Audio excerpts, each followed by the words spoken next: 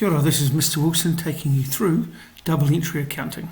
Today we're going to look at how it works using these T ledgers, and you'll see there's a T for all of these ledgers, a T, all of these accounts are called ledgers.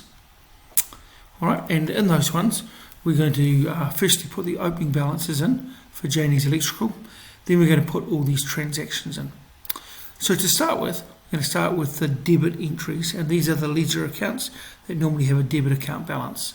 They are assets and expenses. So we've got 3 lots of assets and just that 1 lot of expenses. So to do that, we're going to put in the first of the third and balance. See, I've cheated and actually put the figures in already. Just copy that one. If you're using a spreadsheet, by hand you'll have to write them out. So all of them have an opening balance on the debit side. You'll see that the debits add up to 59,000, and so those 4 will add up to 59,000. This is our credit side. So these ones are our liabilities, both accounts payable and loan, our income and our owner's equity. They're going to have a balance that starts on the credit side. So we'll type first of the third and balance. And each of these has an opening balance.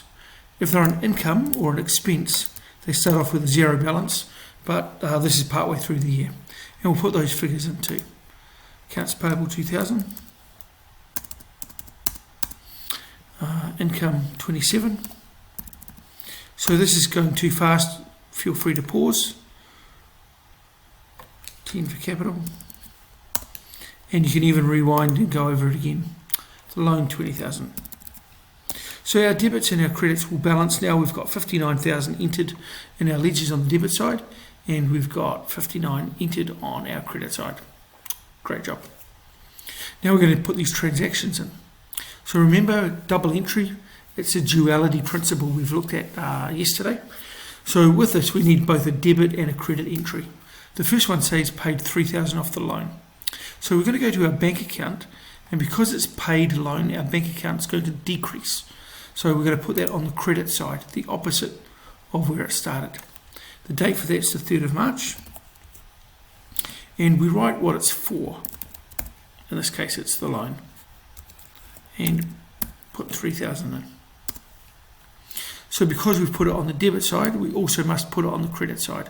So what was the payment for? It tells us here. So we go to our loan account. If we put it on the credit side here, we'll do the opposite. We write the name of the account. So we can see in our loan it's cash because it's in the bank account.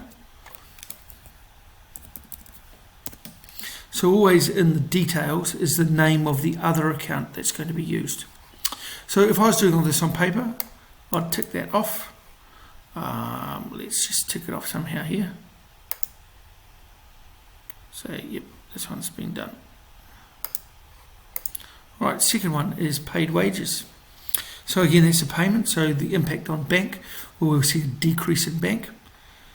Date first, what it's for, and the amount. So we normally try and find the wages account. In this example, we don't have a separate wages account, so we're going to go straight and put it in the expenses. Because it's on the credit side here, what side of the expenses ledger are you going to put it? That's right, the opposite, the debit. The other account used is bank, and that's $2,000. Now, if you're a little bit clever here, you'll see that bank's actually gone down to 0. We had 5,000 at the start, and then we've paid out 5,000. So Janie's going to be getting a little bit stressed here. She's got no money in the bank. Fortunately, on the 8th, we'll just mark that one off. On the 8th, money's coming in. So if you're doing on paper again, you'll tick that. So we've got 2,900 from accounts. Put the date in first. The accounts. Is this going to be accounts receivable money coming in or accounts payable money coming in? Hopefully you answered receivable. And we've got 2,900. So in our accounts receivable ledger, we'll do the opposite. Here's your debit into the bank account from accounts receivable a date, by bank because it's money that's received, and 2,900. What that will effectively do is reduce our accounts receivable balance from 4,000 down by 2,900 to 1,100. We'll do that later. Debits and credits, both done. You'll tick off. I'll colour it in.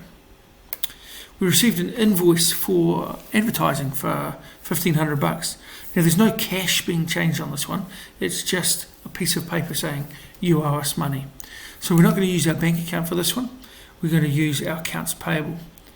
In accounts payable, do you think that's going to increase when we get an invoice how much we owe, or decrease how much we owe? Great, so it's going to increase. So on the 12th of March, note that the credit, it's a credit already. To increase a credit, we're going to credit it. It was for advertising.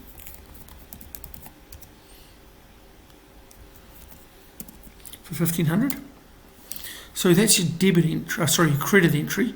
So your debit entry is going to go to your advertising. Unfortunately, we don't have an advertising one. We're just combining them all today in the expenses. And we'll call that accounts payable.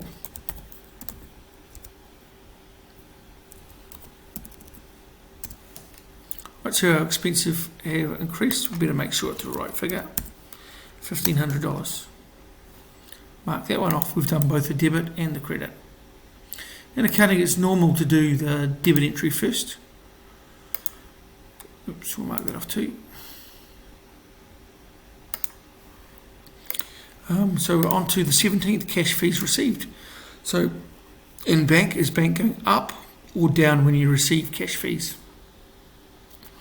Great, so let's put the date in. And it's fees for $500. So fees is an income account. We've debited our bank account by $500 from fees. So in our fees account, in this case, it's just income.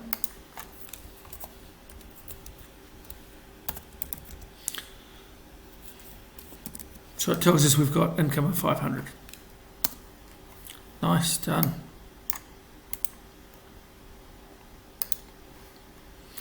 The owner invested a personal computer for $3,200. So the owner's this part here, capital.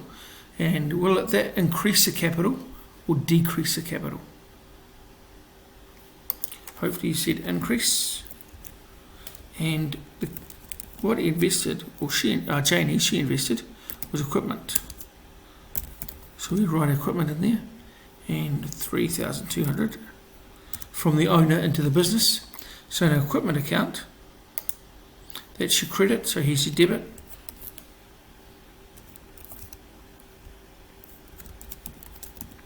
And this tells us we got the equipment from the owner.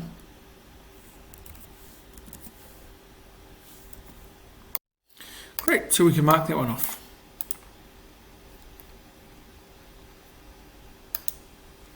All right, sold old computer equipment for $300 cash. So equipment this time, is the equipment going up or down when we sell it? So this side's up, so the credit side is going to be down. So equipment's going down, 26. And we sold it for cash, so we're going to put bank in there.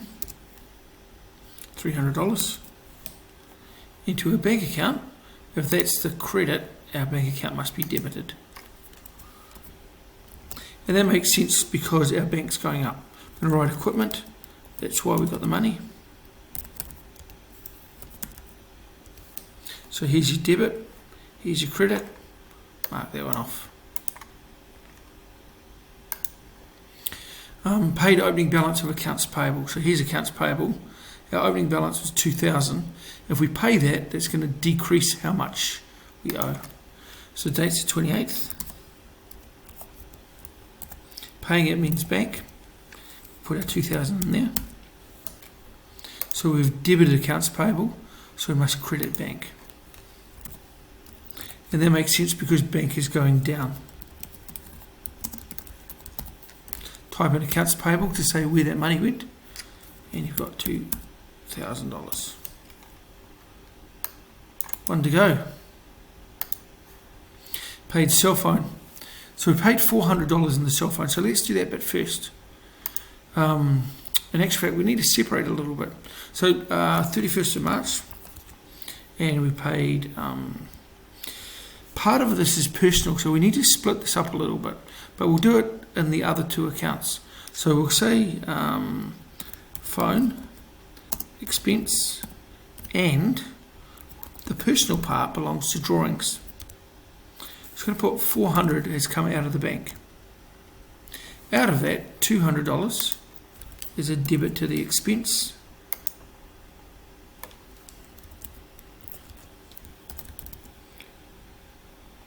From the bank, we paid cash for it. And the other part is going to be drawings. Often drawings has a separate account, which is a debit account. In this case, we don't have a drawings account, so we'll put in our capital. All right, all of those transactions are done. The last part is about balancing. And so we need to balance each of these ledgers. Got a whole lot of debit and credit entries. So what we're going to do is find the highest side and we'll just total them. Easy on the computer, we can just click on auto sum.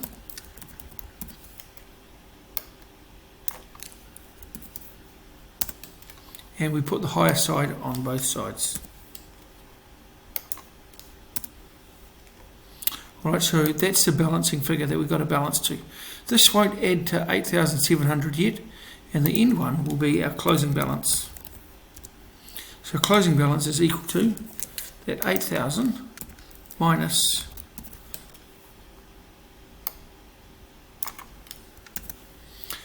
all the other credit entries. So that means at the end of the month we've got $1,300 in our bank account. Note here that the expenses, we've got all the debits. Expenses pretty much, they can't go down. You can't have negative wages, negative, what else have we got? Negative advertising. The only time it'll go down will be balance day adjustments, which we do later on. Mine's a little bit nasty because I've used up all the spaces. If that happens, just highlight on the computer, right click, click on insert, and we'll shift those cells down. That gives us another space. And then what we just do is we total up.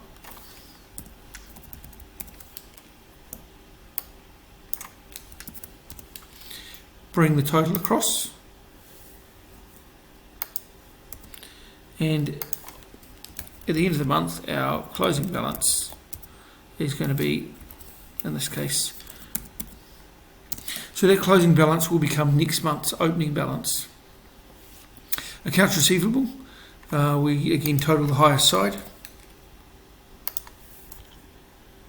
bring the figure across, and on the 31st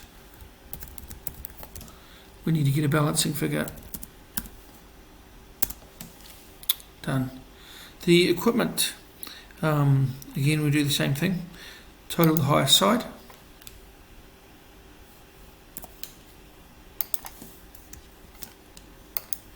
bring that figure across and type in your closing balance.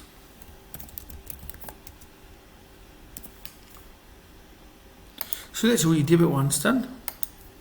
Now we're into the credits. Same thing, total the higher side. Bring the figure across and put the balancing figure in.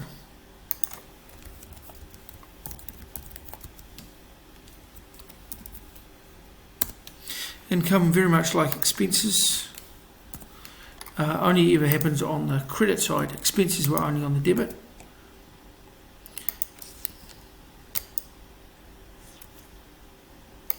Your balance. Note that the closing balance on these ones is on the debit side.